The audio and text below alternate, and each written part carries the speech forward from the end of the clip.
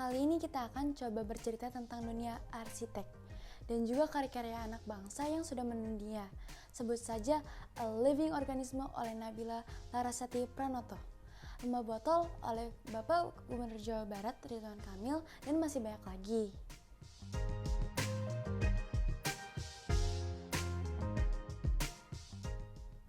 Assalamualaikum, halo guys, teachers, and welcome back to my YouTube channel.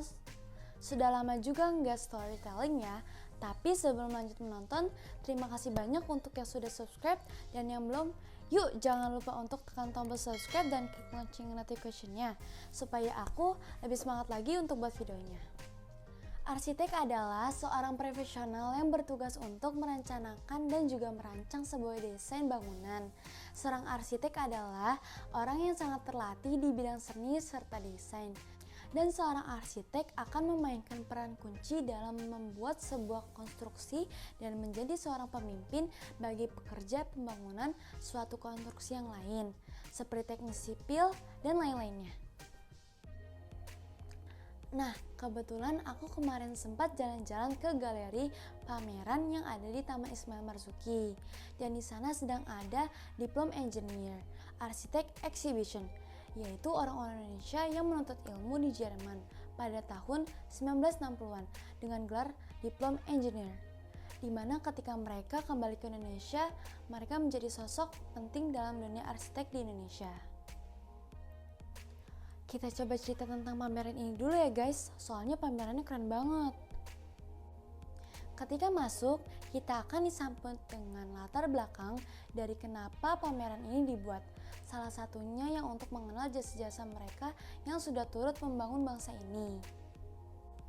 Duh, kacamatanya kurang enak nih, cepat dulu ya. Setelah agak masuk ke dalam, ada peta jarak antara Indonesia dan Jerman. Dan cerita tentang Jerman itu sendiri yang terbagi menjadi beberapa tema, seperti kota yang bergerak, yang bercerita dinamika Jerman pada 90-an, dengan gambar foto hitam putih yang estetik, menceritakan sebuah kota yang sedang bergerak, bebas, hidup, dan positif. Kemudian ada kota dengan reruntuhan, kota yang terbelah yang menceritakan gambar-gambar sebelum dan setelah Perang Dunia yang menggambarkan ketakutan tentang perang. Banyak gedung-gedung rusak, runtuh, dan penggambaran kerugian yang sangat besar. Dan ada juga rekonstruksi Hannover yang menjadikan Jerman menjadi eksperimental arsitek dalam membangun kembali negaranya yang rusak akibat perang tadi.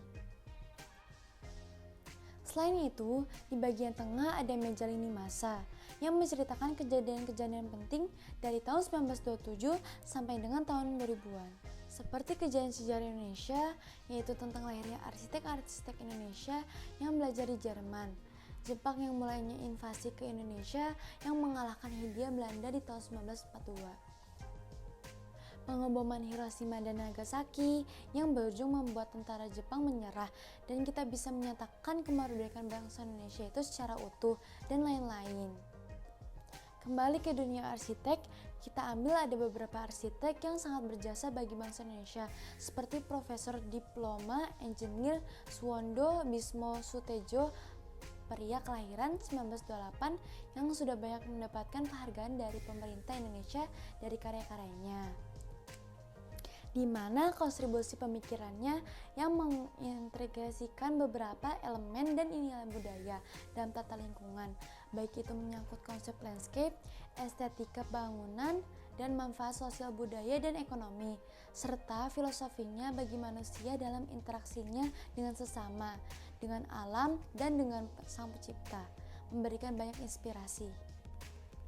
Ada juga Diploma Engineer Yudi Wiryatmojo yang mendapat perintah langsung dari Presiden Soekarno untuk membangun beberapa bangunan penting di Indonesia seperti Gedung Sekretariat ASEAN Jakarta tahun 1975, Balai Sidang Jakarta tahun 1960 sampai 1965, dan Gedung Manggala Wana Bakti Jakarta tahun 1977.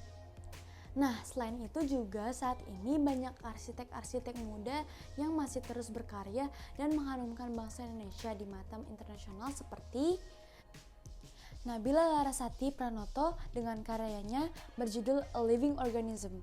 Terinspirasi dari keprihatinan global warming, membuat karyanya mendapatkan penghargaan internasional bergengsi. Nabila berhasil mendapatkan penghargaan bergengsi tahun di bidang arsitektur lingkungan oleh Jacques Rouget Foundation, Prancis. Karya unik ini pun juga berhasil menyabet penghargaan Coupe de Coeur Award kategori Architecture and Sea Level Rise.